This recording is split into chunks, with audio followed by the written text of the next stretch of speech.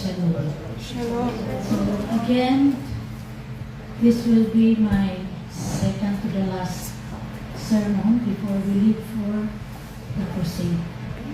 So let us pray. Father God, you are our God. You are our healer. You are the one who protects us and delivers us from the evil one. I pray, Father, that you will continue to be with us and let the Holy Spirit help us to carry the consequences of our sins. We are all sinners, and you have given us the opportunity to ask forgiveness, but never you have taken away our consequences. But only you can help us, so we will be able to go through these consequences without fail, so that in the end times we will be with you in the New Jerusalem, I pray. Amen. So today, our theme is God never takes away consequences. I will be preaching on the same topic today. And our scriptural verse was a bit long. Introduction: all humans are destined to die and return to dust. There is no way. After Adam and Eve sinned against God, we will die and our body will return to dust. To dust we will return.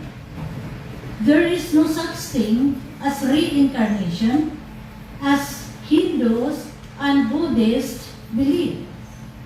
But I can hear many Christians who will say, ay na-karma, ay mag-reincarnate.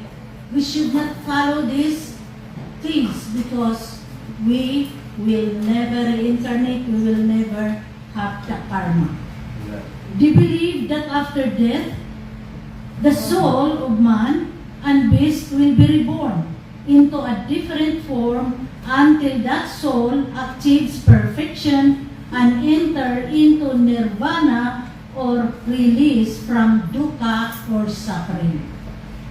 You know, one time, I was attending a 1 month. It's a 1 month United Nations, sponsored by the United Nations in Malaysia. But part of that 1 month conference, we had to go to East Malaysia. If this is Sabah, the next one is the island where we would go. The purpose there is to visit the Longhouse and the former headhunters. Before they became Christians, they had to hunt. Anyone wanted to marry, they had to present 20 heads so that they would be able to marry. The chieftain would be able to give them wife. And so, it was surprising. I was in my mind, I was confused why we had to wear, what you call this? In the water, we have to put on lifeguard, life jacket. Then I realized, because we have to cross from that side to the place where there were the longhouses and the former headhunters, we had to go through a very wide, big river. And that river is not an ordinary river. It's because it was infested with so many crocodiles. And they do not want to kill the crocodiles because they believe that if the crocodile eat their members of the families, the body, the spirit is inside that crocodile. So you do not want to kill the crocodile. No matter how many hundreds the crocodiles in that place kill. And while we were inside the big, what you call this, pang boat or whatever you call that, we realized that this crocodile would run after it would swim. And the way they would attack is, they would swing their tail. And if the tail will hit the boat, then the boat will capsize. They would eat all the people when we fall into the water. My God, I said, this is the first time I saw, and the big mouth of the crocodile are ready to eat us. I was not born again at that time. Of course, I was afraid to die. But it so happened, I wrote an article about it. And the title of my article was Death Beneath the Waters. And it won an award. Because I described how this crocodile, that was the only time I learned that opposite to the, what do you call this? The one who will, the pating or shark. You should understand this. The shark and the crocodiles, they eat people very differently. If you fall in the water, the boat will capsize. The first thing that the crocodile would do is to eat. But you should also remember, they will not just attack. If you are here swimming, they will 3 times, they have to go around the person targeted to be eaten. So, what is the place that is the shark? So, the way for you to escape that is you have to swim outside of the area so that they will not eat you. But the crocodile is different because once you die, the shark will not eat you. That's why those who died, people who drown during a shipwreck, their body will float. Why did the shark not eat them? Because sharks will never eat dead person. It will only eat Fresh one. the alive people, live people. Opposite to that is the crocodile. The crocodile will not eat alive or live persons. What will it do? Once you will be hit by the tail, you will fall, they will bite you and bring you down underneath. Then they will cover you with all the mud. So you will not be able to breathe and you will die. 3 days after, when you are already dead, they will come back and eat you. See the difference of these 2 animals? So I don't want to be hit by that. Anyway, I know how to swim. I know how to swim. Though all of us were wearing that. But praise God, that though we were afraid, they did not tell us ahead of time that we have to cross these rivers. So I interviewed them. Why do you want to kill that? Those animals, they were there, always waiting in the rivers. So, if you happen to go to Malaysia, don't go to the rivers because most of the rivers of Malaysia have these crocodiles. Amen po? That's why the title of my article was Death Beneath the Waters. So, this is how they believe. They believe that when a person dies, the spirit will live with that animal. It will later on reincarnate into another animal, or it will incarnate into a man until perfection is reached. They will continue to reincarnate.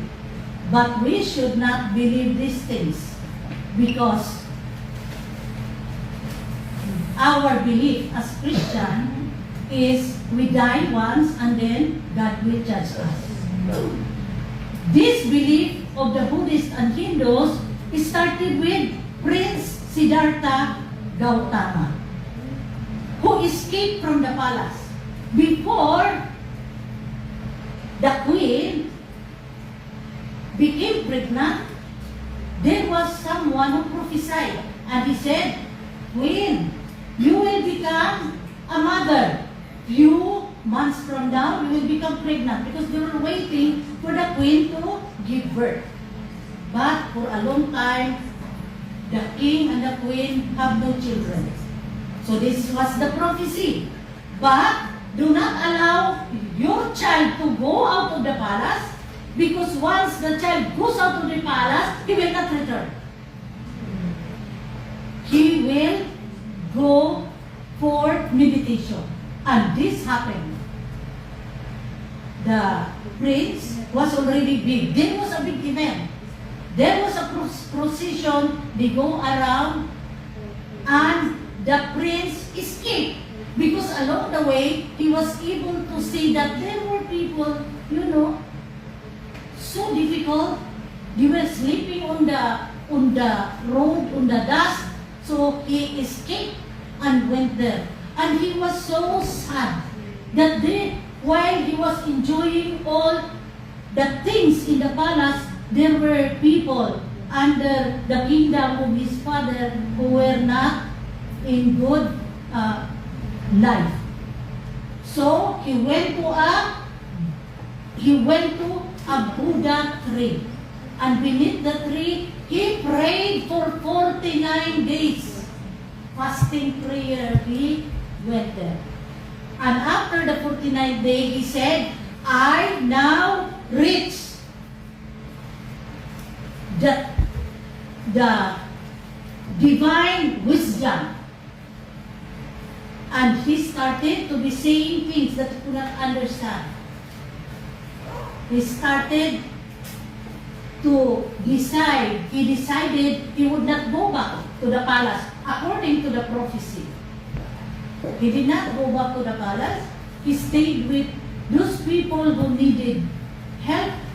And so when he died, by the way he died, he did not reincarnate like Jesus, but they considered him God because of all the things that he was teaching about life. So this is the start of the beliefs of the Buddhists, and later on adopted by the Hindus. As I said, it started with Prince Siddhartha Gautama, who escaped from the palace and decided to meditate for 49 days beneath the Bodhi tree and reached enlightenment. He called it enlightenment after defeating the forces of Demon Mara. He claimed that I met a Demon Mara, I defeated him, now I had this enlightenment. So, if you do not know the word Buddha, it means enlightenment. From this on, he was called Buddha, meaning enlightened or awakened one, who said that man had to extinguish the three fires of passion. And this is the passion of anger, the passion of delusion, and the passion which will lead them to reincarnation in order to reach nirvana. If you can read nirvana, along Manila, I was able to pass by a place where the name of the place is Nirvana. Nirvana means heaven to them. We call heaven the New Jerusalem to them. They call that place Nirvana, where they would be able to have peace of mind. But the true people of God, like us, only believe that we die once and then judgment.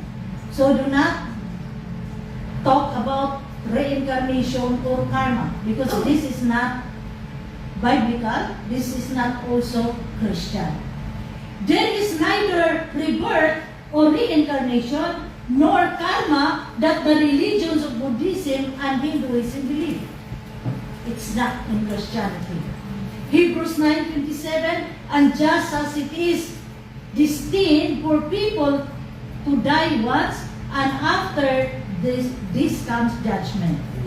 Hence, before we die, we need to receive the Lord Yeshua HaMashiach and repent our sins to escape the terrible judgment of God. Amen.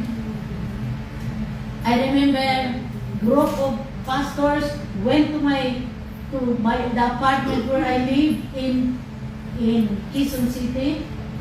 They asked me if I would like to be delivered, so they were in a deliverance, but they recorded it, and after that, I said, give me a copy of the deliverance. So I was watching, and one of them said, he asked the demon, does our church have anointing? That the demon said, no. Why? You are lying. And the answer was, because you asked the dead to receive your Lord when it is not. And he said that he was not lying. He is turned from the devil. Amen?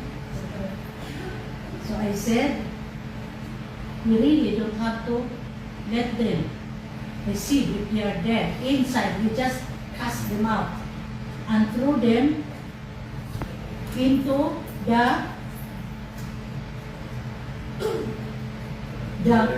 little box.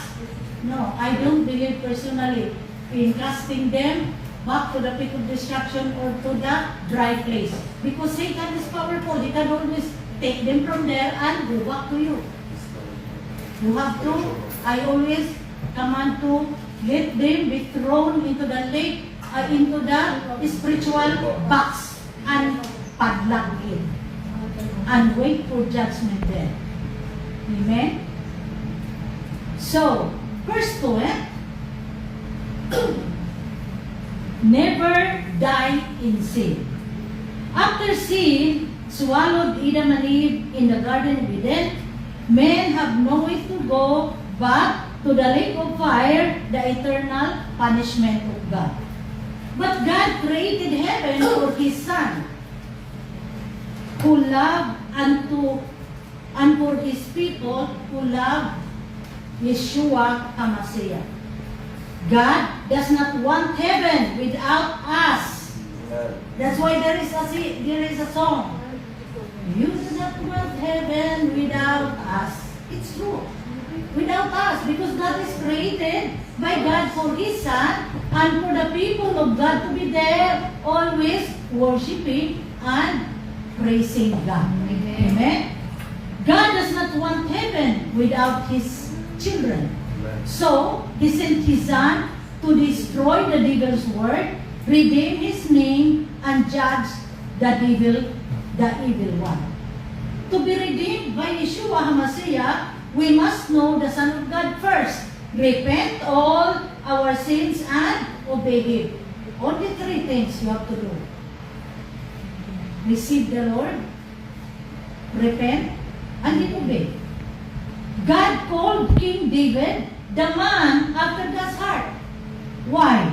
Because David, after he was confronted by Prophet Nathan, he immediately repented. The story of David is a replica of a lowly shepherd chosen by God to be king of his people.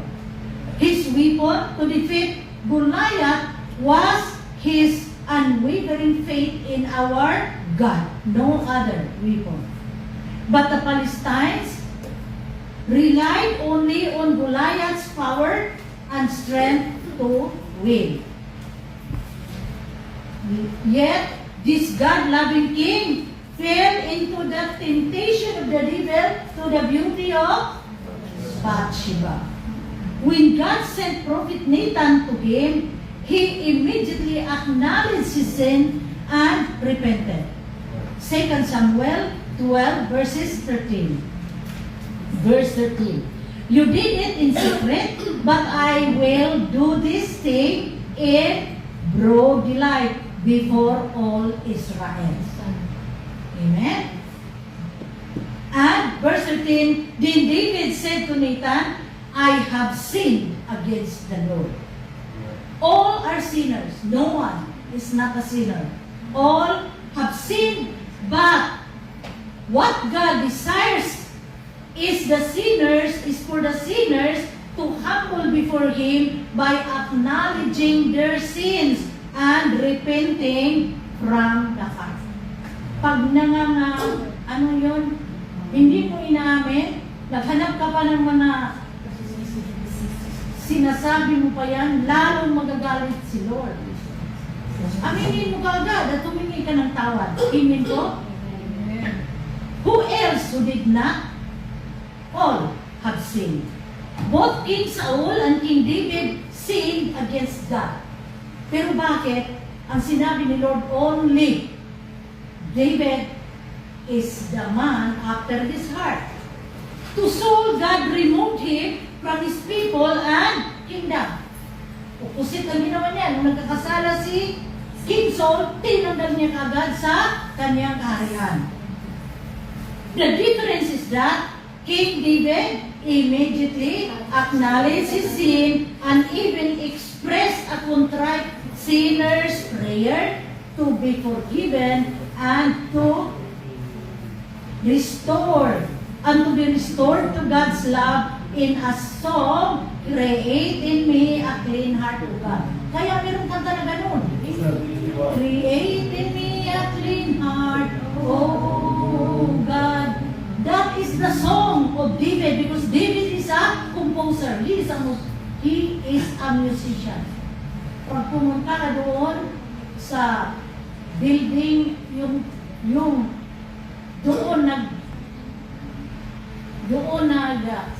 bumaba ang banal na spirito sa harapan niya. Makita mo yung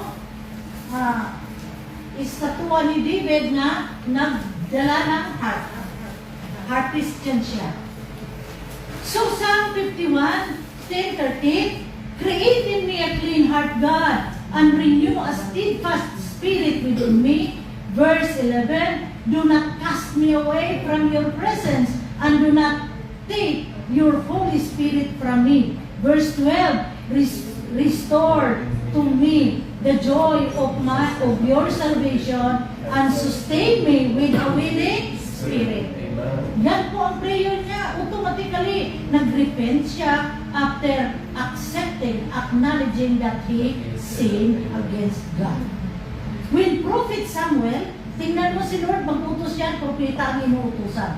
Sa case ni David, Prophet Nathan.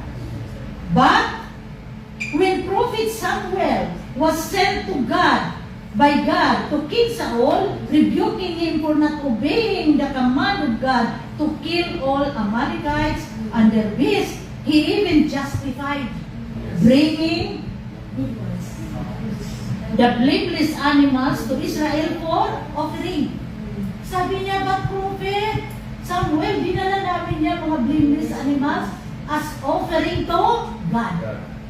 He justified why they brought the animals, blameless animals, and disobeyed God. Ang utos kasi ni Lord, kill everyone, men and women, young and old, all the animals, even the trees. Mga trees, pinapaputol niya.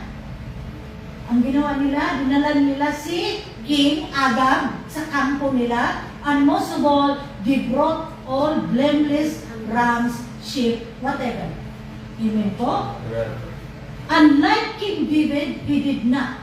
Hindi siya nagsabi na, dahil kasi wala. Automatically, he acknowledged sin and asked forgiveness from the Lord. 1 Samuel 15:20-23, Then Saul said to Samuel, I did obey the voice of the Lord, for I went on the mission on which the Lord sent me, and I have brought Agag the king of Amalek, and have completely destroyed the Amalekites. Verse 21, But the people took some of the spoiled sheep and oxen, the choicest of the things designated for destruction, to sacrifice to the Lord your God at Gilgal. So yun ang kanyang binigay na rason. Verse 22, Samuel said, Does the Lord have as much delight to burnt offerings and sacrifices as in obeying the voice of the Lord? Behold, to obey is better than sacrifice, and to pay attention to is better than the fat of rams. Verse 23, for rebellion is unreprehensible as the sin of divination. Alam niyo ano ang sin of divination? Pangulang. And insubordination was reprehensible as false religion and idolatry. Since you have rejected the word of the Lord, He has also rejected you from being king. Anong sinabi ni Prophet Samuel? Pag hindi ka sumunod, mag-disobey ka sa Panginoon, ibig sabihin, you have committed the sin of divination or witchcraft. Pag nakakumit ka ng insubordination, meaning inutusan ka, hindi ka sumunod, you are committing the sin of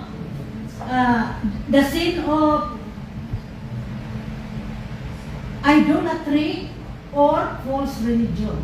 Tingnan mo, iba ang pagtanggap ni Lord. Anong ibig sabihin niyan? Iba sa atin. Amen po? We should understand that dying in sin is definitely dying forever. There will be no way to live in Christ. Wala na. Kaya hindi mo pwede patanggapin ang patay na pumasok sa isang tao. There is no way to be with Christ. Second point, consequences remain after forgiveness. Marami kasi magsabi, sige lang, dahil maghingi lang tayo ng tawad ni Lord, patawarin niya lang tayo. What you do not consider is the consequences. God loves to forgive us. Hence, when we repent our sins, we will be forgiven instantly. Instant forgiveness yan. Yet, God will never ever remove the consequences of our sins. When King David acknowledged his sin, God spoke through Prophet Nathan that God had forgiven him and he would not die. However, the son, which was the fruit of the sin with Bathsheba, would die. Sabi ni Prophet Nathan, don't worry, pinapatawad ka ni Lord, hindi ka mamatay sa kasalanan mo. But, the child na nagiging prutas sa pagkakasala mo with Bathsheba will die. That is the first consequence. 2 Kings 12, 13, 14. Then David said to Nathan, I have sinned against the Lord. And Nathan said to David, the Lord also has allowed your sin to pass. You shall not die. Verse 14, however, since by this deed you have shown utter disrespect for the Lord, the child himself who is born to you shall certainly die.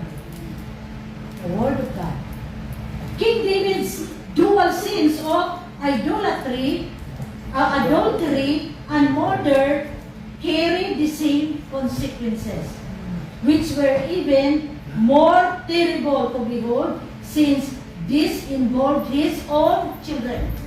Ang consequences sa kanyang kasalanan ng adultery and adultery means sexual sins, and the other one is murder dahil pinapapatay niya si Uriah, which is the husband of Bathsheba na napustuhan niya, nag-involve ngayon sa kanyang mga anak. So, sino pong nagbayad sa kasalanan? Mga anak niya. Bakit? Para makita niya, he would see how these sins would be done by his children and he would feel the pain. Amen po? In 2 Samuel 12:9, God said to David, why have you despised the word of the Lord by doing evil in his sight? You have struck and killed Uriah the Hittite with the sword. You have taken his wife as your wife, and you have slaughtered him with the sword of the sons of Ammon. Amen? So as consequences of these dual sins, God said He would never remove the sword from David's household for killing Uriah, and Bathsheba's husband, and would take his wives to be given to his companion in his own household for taking Bathsheba as wife. Tingnan niyo kung anong nangyari. 2 Samuel verses 12, 10 to 11. Now therefore, the sword will never depart from your home, from your house, because you despised me and took the wife of Uriah the Hittite to be your own. Verse 14, this is what the Lord says, out of your own household, I am going to bring calamity on you. Before your very eyes, I will take your wives and give them to one who is close to you, and he will sleep with your wives in broad daylight. Yan ang sinasabi niyang consequences. True enough, the consequences of King David's sins came back to him as God declared through Prophet Nathan. His own eldest son, Amnon, raped his second wife's daughter, Tamar. So sarili niyang anak, eldest son niya sa first wife, ni-rape niya si Tamar, who is a daughter sa kanyang second wife. Amen po? So nagbayad ang kanyang mga anak. This made Absalom, brother of Tamar, killed Ammon for violating his sister. Ayan na. Ano yung sabi niya? I will not take the sword. So sarili niya anak, nagpataya na. And ano pa? Later, Absalom secretly won the hearts of many people and declared himself king. So King David decided to leave his palace and left 10 concubines to keep it. But as Absalom took over the kingdom, he went into the concubines of his father in the tent of the palace roof in the sight of all Israel. So ang 10 niyang concubines sa inuwanan, nakipag-sex doon si Absalom. Why? There is a tradition in the Israelite. The tradition is this. Once a person makipag-sex sila sa wives or mistress or women of the king, they are declaring that they are the king. So ano ginawa niya sa Lord? Pinakita niya sa mga tao in the sight of Israel, I am now the king. See, I am now touching the women of my father King David. Amen po? So in this matter, God made the consequences of David's sins of adultery and murder came to pass. Amen po? 2 Samuel 16:22, so defeats attempt for Absalom on the roof, and Absalom had relation with his father's concubines in the sight of all Israel. Truly, God will forgive our sins, but He will never, ever remove the consequences. The same is true today. If you had lived with a woman without marriage, later on you will leave that woman, and that woman curse you, the curse will take effect in your life. It will not go. Amen po? Nung nagtayo kami ng church doon sa Paranaque, there was, ano naman siya, very conservative man namin. Sabi niya sa akin, Pastora Lily, may sasabihin ako sa iyo, 5 beses na kaya ako na-rape. Ha? Sino mang nag-rape sa iyo? Naghiwalay kasi ang tatay-nanay ko. So after the separation, my aunt, the sister of her father, took her to the house of her sister. But the husband, the uncle, raped her at the age of 8. He left the house, went away, and went to her friend. And the friend's brother raped her also. So he ran away again, went to Manila to another friend, and worked there. But at the age of 14, working in the restaurant, the son of the Chinese employer arrived, and this time raped her also. So, 5 times she was raped. And the last time that she was raped, because yung ano ba tawag niyan? Nag-aral siya sa gabi. Working student. Nag-working student siya. So, natapos na ngayon siya sa anong tawag niyan? Bachelor of Science in Commerce. So, she worked as a cashier of a big company. But one time, malakas ang ulan. Yun palang tinirhan niya where she lived as a boarder, maliit pa lang daan.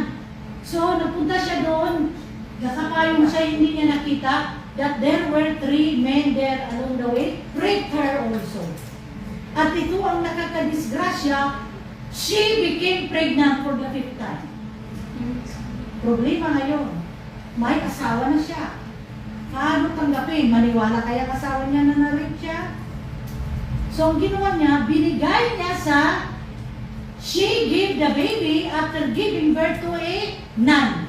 So, napunta sa Madrid. Ngayon ang Madrid, nakita sa Madrid na mahirap pala may bata. Binigay niya to a friend na kapitbahay. Doon, sa kumpinto ng mga Madrid. But there, the child suffered a lot. Sinaktan doon sa matanda na nag-anus kanya, hindi pinapakain. So when it was revealed during the deliverance, I decided, kailangan puntahan natin ang bata, kunin natin. Later na tayo maghanap ng paraan paano i-reveal sa asawa mo. So kinuha namin, naku, ang bata, maraming mga sugal. Babae, ang ganda pa naman. Siguro maganda yung lalaking nakarip sa kanya. Maganda ang bata. Maputi. So kinuha namin, bata was already 3 years old. Agad. So dinala namin. We brought the baby to the pastoral center. So, kinonsil namin siya na hindi naman kasalanan. Problema, hindi naman born again ang kanyang asawa. Paano tanggapin yung nakaanak siya sa ibang lalaki? So, hinanapan namin yun. So, you cannot escape from consequences. During sa deliverance, ang unang nag-manifest babae, sabi ko, sino ka?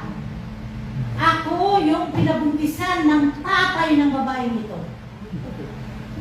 Ang nanay niya ang pinagkasalan, ako manganganak na. Iniwanan daw siya.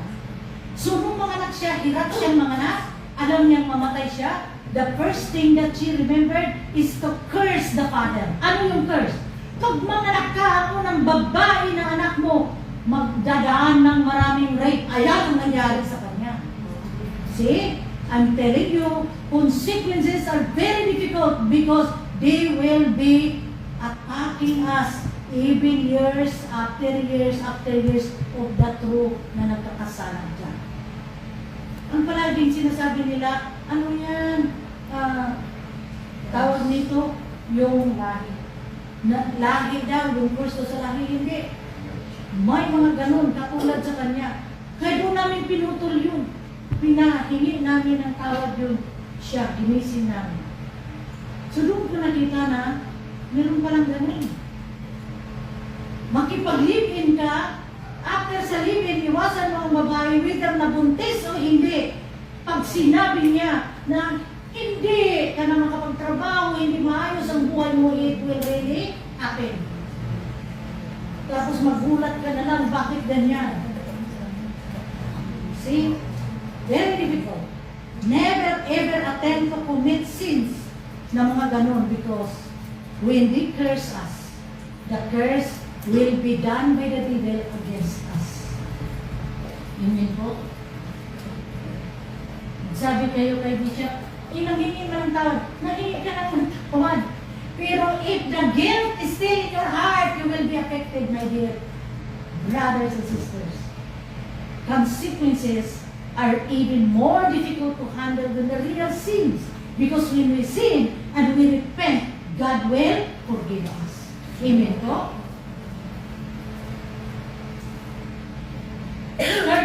Third point, sin comes with consequences. Biblically, sin is the transgression of the law of God. The Bible says a lot about sin. Galatians 5:19-21. Now the deeds of the flesh are evident, which are sexual immorality, impurity, indecent behavior. Verse 20, idolatry, witchcraft, hostilities, strife, jealousy, outbursts of anger, selfish ambition, dissensions, factions. Verse 21, envy, drunkenness, carousing, and things like this, of which I forewarn you, just as I have forewarned you, that those who practice such things will not inherit the kingdom of God. Amen. The Bible also tells us that all have sinned. Wala pong naka-eskapo sa kasalanan. Sinungaling po ang tao kung sabi na wala akong kasalanan, wala akong ginawa. Romans 3:23, for all have sinned and fall short of the glory of God. Since all of us have sinned against God, we do not have the glory of our God. Kaya po, pag hindi tayo magpa-water baptized, we will only be reunited with Christ through baptism. Therefore, it's very difficult po for sin to go. Amen po? When God commanded me to write my book From Darkness to Light, He said, alam mo, bawat chapter noon, hindi po ako ang gumawa ng title. Si Lord po. Nung dumating ako sa chapter 3, ito po ang sinabi ni Lord. He said, this chapter 3 must be titled, Receiving What My Soul Has Lost. Amen po? What my soul has lost. I asked myself, what did I lose in my soul? But God replied to my thoughts, saying, your soul has lost my glory. So, ang kaluluwa pala, na ando na iwanan ang iyong puso at iyong isipan, is the one that will lose the glory. Of course, nung time na yun, hindi ko maintindihan what God was talking. You know why? Dahil po, nasa Genesis pa ako nagbasa ng Bible. Amen po? So when we sin against God, our soul will lose the glory of God in us. And that sin leads to death. Amen po? So, sinabi po dito, sa Romans 6:23, for the wages of sin is death, but the gracious gift of God is eternal life in Christ Jesus our Lord. Amen po? The biblical definition of sin is found in 1 John 3:4. Everyone who practices sin also practices lawlessness. And sin is lawlessness. Yan po ang description ng Bible. What is really meant by sin? It comes with consequences. Hence, do God forgives our sins, He never forgives, He never removes the consequences. That's why I'm saying, if you are nakipag-live-in ka, you were in the past, before you became born again, had a partner in a live-in relationship. Once you broke up with that woman or with that man, and that man would end up cursing you, or the curses would come. Amen? Then you will say, forgive me, Lord. Yes, God has forgiven you, but the consequences remain if your heart still has the guilt. Amen po? Pag guilty ka pa, hindi pa ka palalampasin ni Satanas. He will actually make the curse possible, and it will make the curse come to pass. Amen po? So, I repeat, sin comes with consequences. Hence, do God forgives our sins, He never removes the consequences. And the consequences of the sin we have committed is still in our life. We will experience difficulties. Magulat ka na lang.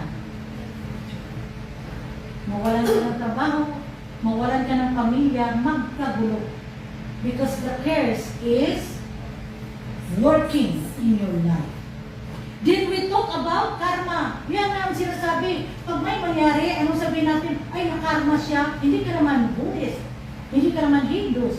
Bakit sinabi mo yan? Ay, nakarma siya. Pag mga Bisaya magsabi, ay, nagabaan, gabayan.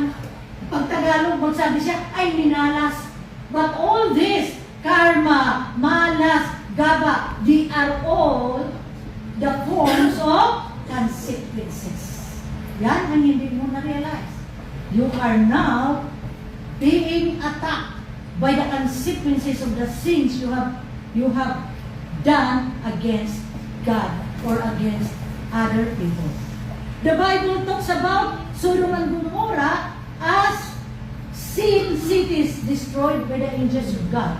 Sa Bible, may tinatawag na sin cities. The sin cities were Sodom and Gomorrah. The sin that made God furious was the widespread practice of sexual perversion by cross-dressers, transgender, and gays. Ang bakla or tukoy, tinatawag yan sila in English, cross-dressers, transgender, or gays and lesbians. Yun po. Ano ang kasalanan? What is the sin that they have committed? Whether sa Pilipinas, may nakita ako, pinasa sa akin ni Dr. Cosme, kinasal sila. They were married, both men, they were married in the church. My God, I said, God says, in the Bible, He says, I only create male and female. And in Romans chapter 1, sinasabi ni Lord, because you have left me for images, you forsake me, I will give you delusion that what is wrong you will believe as right, and what is right you will consider as wrong. And I will give you man to man and woman to woman.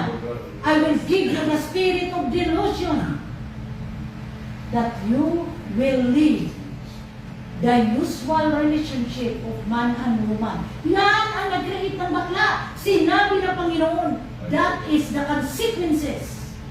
Amen po? Now, entire Sodom and Gomorrah, yan po ang kasalanan. Ano ang kasalanan? Sexual perversion. Meaning, you perverse from the normal. Umalis ka sa normal. Ano ang normal? Man to woman. Woman to man. So, the Bible has given us the name of that sin. Sexual perversion. Tapos magkasal ka ng mga, anong tawag niya? LGBT nga? Subukan ninyo. I'm sure you will not go to heaven because God Himself said it in His Word. Si Lord, hindi yan pwede na magsalita siya tapos hindi niya tutuhanin. Ano pang sabi niyo sa Bible? Ano pong sabi niya? Ang sabi niya, I will send my word and it will not come back to me empty-handed until all that I desire will be completed. Amen po? Ano pong sabi niya? I abhorred sexual perversion. Tapos babalik dahil I Lord, kinasal na sila. My God, never! Tama nga si Duterte, nung President Duterte, sabi nila, ganun, inano nila. They were not reading the Bible. If you read the Bible, you will understand what the Word of God is. Ano ang Word of God? I will send my Word, and my Word will not come back to me empty-handed. It will come back only after what I desire will be completed by my Word. Yun lang babalik sa Kanya, ang Kanyang salita. Pag sinabi niya, my dear, I bless you, that word will not come back to God until you will be blessed according to His divine will. Amen. Amen po? Amen. Tayo kasi mag-surrender na kaagad. Ay, sabi ni Bishop, mag-ano daw, mag-pray. Huwag mong iwanan. Kaya anong sabi ng Bible? Do not cease praying. Pray incessantly. Ang ibig sabihin pa in our language, huwag huminto sa pagpanalangin. Amen. Amen? Dahil kasi it will come. Sabi ni Lord, ang salita ko hindi babalik. Sino nagbigay sa atin ng salita na yan? Pray incessantly, di ba siya? Dahil basa natin sa Bible eh. Amen po? Hindi natin maintindihan what we are reading or kaya hindi tayo, we are not reading the Word of God. When we read the Word of God, we will understand the desires in the heart of God. Amen po? So, the consequences of sinning sexual perversion is the complete destruction of Sodom and Gomorrah with fire and sulfur falling down from heaven. Naalala ko, sabi ni Archbishop Dominic Berman, Bishop Lily, tingnan mo, ito yung nakita namin, yung naiwan ng mga sulfur doon sa Sodom and Gomorrah na place. Sinubukan daw nila yung, ano daw si Rabbi Baruch asawa niya, tinatry niya to open the lighter. Naku, ang layo pa sa lighter, nag-catch up na kagad na fire. Ang remnants or sabihin natin na mga natirang, ganyan lang naman kalaki ang stone. Para siyang stone din na. See? That is the proof that happened long time ago when God destroyed Sodom and Gomorrah. Akala natin hindi totoo yan. That is true. Dahil si Bishop, Archbishop, nanguligta talaga siya. Doon nilagay niya sa kanyang bahay. Kaya nilagyan niya ng ano, na walang makalapit. Kaya baka mamaya, pareho ng asawa niya, tinisting. Mag-catch talaga siya ng fire. Amen po? Amen. Genesis 19:21-25. He said to him, very well, this is what the angel was telling to Lot and his two daughters. Very well, I will grant this request too. I will not overthrow the town you speak of. Dahil sabi ng angel, sige, magdali kayo, akit kayo sa bundok. Sabi ngayon ni Lot, matanda na ako, hindi ko na makayanan, akyat doon na lang sa another town. Kaya pumayag ang angel. This is what he said. Very well, I will grant this request too. I will not overthrow the town you speak of, but flee there quickly because I cannot do anything until you reach it. That is why the town was called Zoar. Verse 23, by the time Lot reached Zoar, the sun had risen over the land. Verse 24, did the Lord rain down burning sulfur on Sodom and Gomorrah from the Lord out of the heavens. Verse 25, thus he overthrew those cities and the entire plain, destroying all those living in the cities and also the vegetation in the land. So the flood of Noah, we're going to the flood of Noah, is the consequences of his it's also the consequences when the sons of God married the daughters of men. The sons of God who have the Spirit of God took the daughters of men without spirit as their wives. So wala mga espiritu ng mga babae. May espiritu ng mga lalaki. Tinawag sila son of God.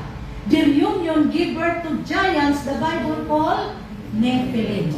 Genesis 6:4-5, the Nephilim were on the earth in those days and also afterward when the sons of God came in to the daughters of mankind and they bore children to them. Those were the mighty men who were of old men and men of renown. Verse 5, then the Lord saw that the wickedness of mankind was great on the earth, and that every intent of the thoughts of their hearts was only evil continually. Kaya nag-order siya kay Lot, hala, gumawa kayo ng ganito, ng arka. Dalhin mo yung mga anak mo at mga asawa ninyo. I will destroy the land. So, aside from the 8 people who were saved, all were dead because of the flood. So during the time of David, he fought the giant Goliath for the Israelites. Kaya si Goliath was a giant. Magulat ka saan galing ang giant? lahi pa yun. In Genesis 6, when the sons of man married the daughters of men. The Son of God married the daughters of men. The word in a series of consequences was the flood that destroyed all living things on earth except Noah and his sons and their wives. Genesis 6:6-7. So the Lord was sorry that he had made mankind on the earth, and he was grieved in his heart. Verse 7, then the Lord said, I will wipe out mankind, whom I have created from the face of the land, mankind and animals as well, and crawling things, and the birds of the sky, for I am sorry that I have made them. Amen po. When Jeroboam, first king of the northern kingdom, namatay si Solomon. Background, namatay si Solomon. Ang kanyang anak who took over the throne was named Rehoboam. Nagpunta doon ang 10 tribes of Israel. Sabi nila, pwede i-reduce mo, dahil kasi forced labor lang ginawa ni Solomon. Forced labor to construct the temple of God. So nagsabi sila na natapos naman ang temple. The temple is already completed. Your palace is already completed. Can you remove what your father Solomon imposed upon us, yung forced labor? Anong sabi ni Rehoboam? He sought the advice of his young generation. Sabi nila, ay, ito kung sabihin mo, dagdagan mo pa.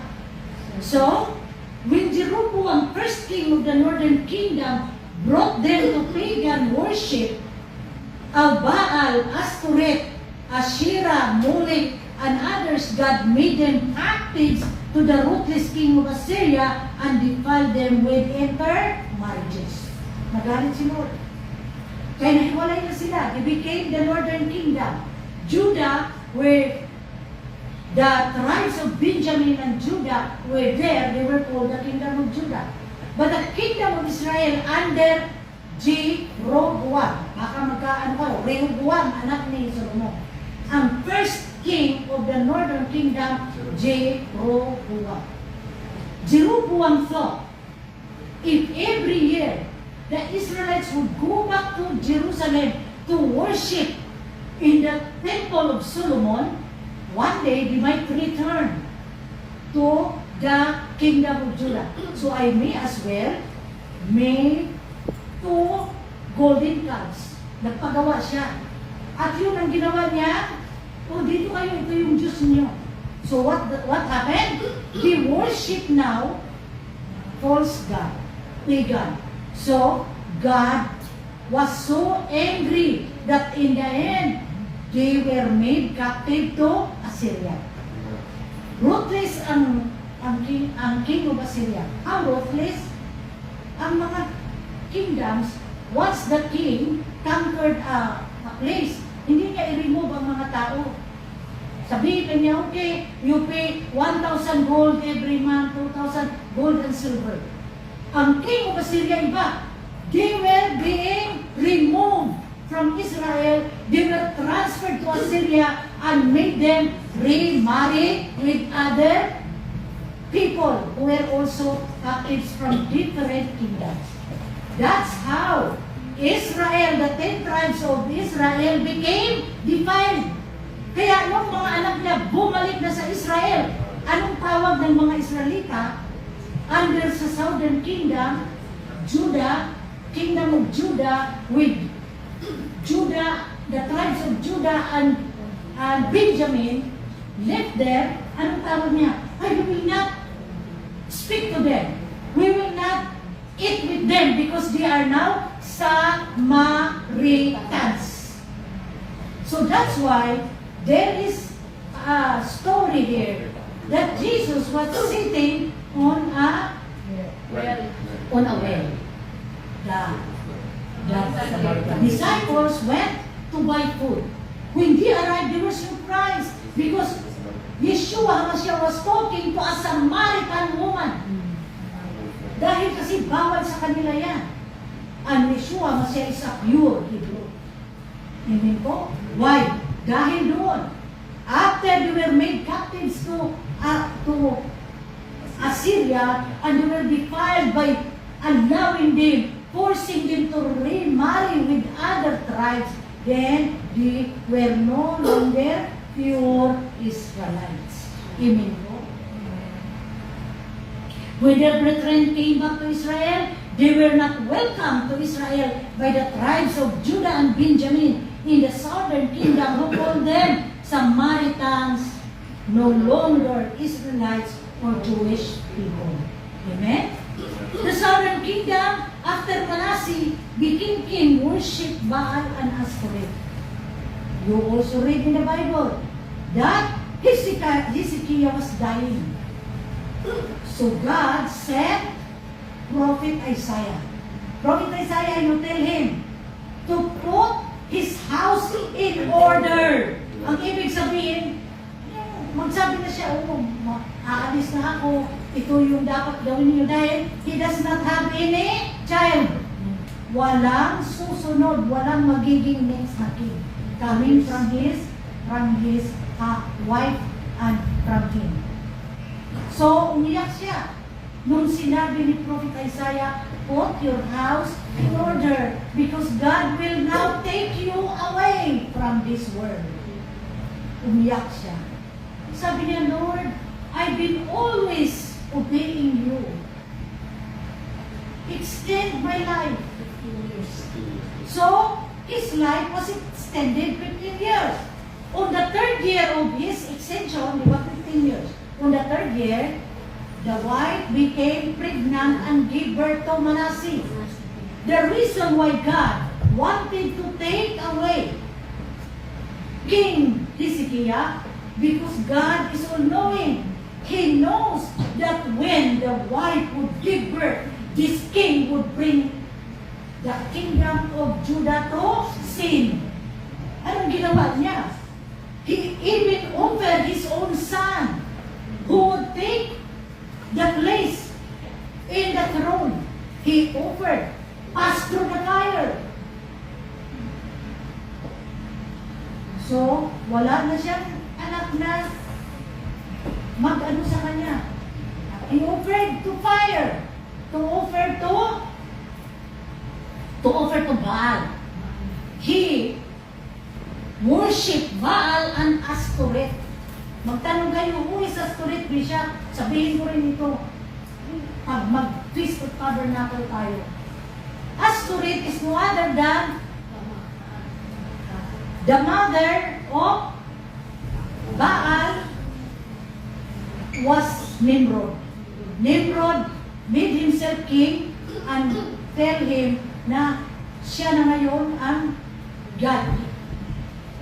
Ang asawa niya, na mother niya, ginawa din niya ang asawa, si Semiramis was his mother and he married, became his wife. Semiramis became a star. Yan ang Easter Sunday. And this is Ashtoreth. Okay? Ashtoreth. Who is called in the Bible, pag binasa mong Bible, palagi mong mabasa dyan, they worship the Queen of Heaven. Who is the Queen of Heaven? Star or Ashtoreth. Amen po? Kaya galit na galit si Lord. Wala na. There is no glory left for God. Amen po? So God made them captives to Babylon under King Nebuchadnezzar for 70 years.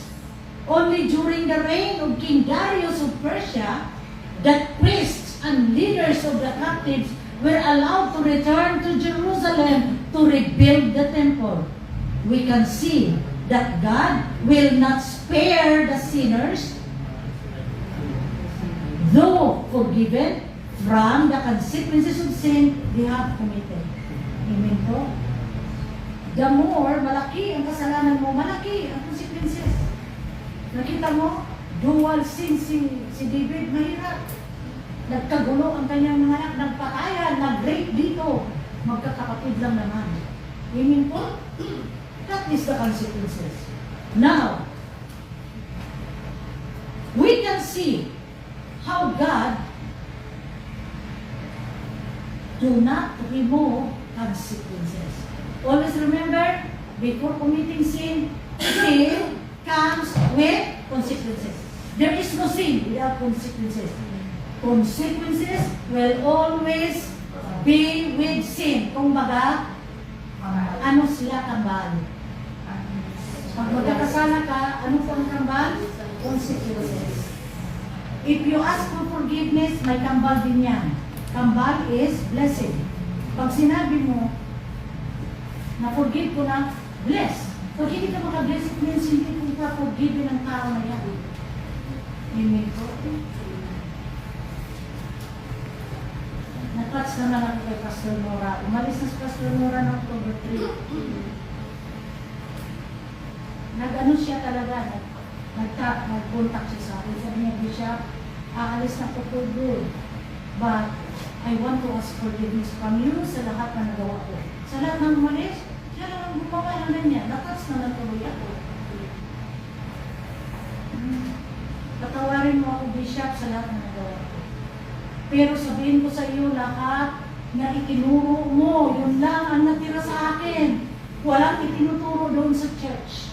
Yan ang puntahan. Amen? God. Sabi ko na. So I was really touched. Sabi ko, sige lang, Pas. Baka may time na mabisita kita dyan sa lugar mo. Dahil naga si Pastora Gina, ang next is, Iriga. So sa Iriga siya nakatira. Actually, from Naga to Iriga, 20 minutes lang yan. Amen po? Amen. So, I truly, na-realize siguro siya. Siya kasi ang nag-umpisa dahil siya ang pinakamatanda sa room. So, dapat ang desisyon niya to tell me, sa kanya talaga yun. So, I thank God that maghihiwalay ng maayos ko. Amen po? So, umalis na siya nung 3. 1 siya. Sabi niya sa akin, 5 days ako, nag-contact sa iyo, Bishop, hindi ka makontak.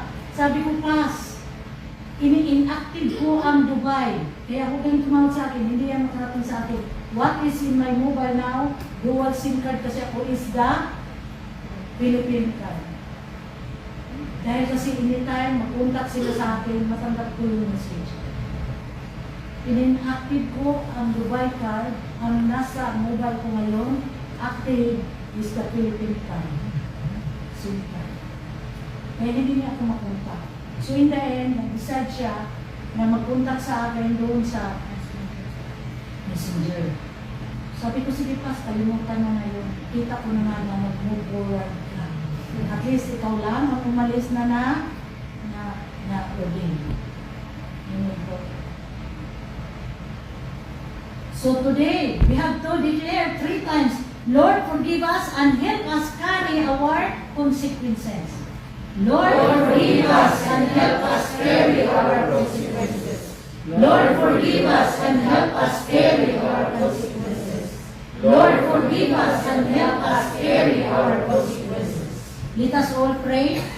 Abba, Father, you are our God and Father. We are sinners, and though we are forgiven, we are healed with sins. Help us, Father, through the Holy Spirit, to remind us not to sin again. Father God, lead us to carry our consequences without fear, so we will be able to enter your kingdom and be your people forever. In the mighty name of our Lord, Yeshua HaMashiach, I pray. Amen.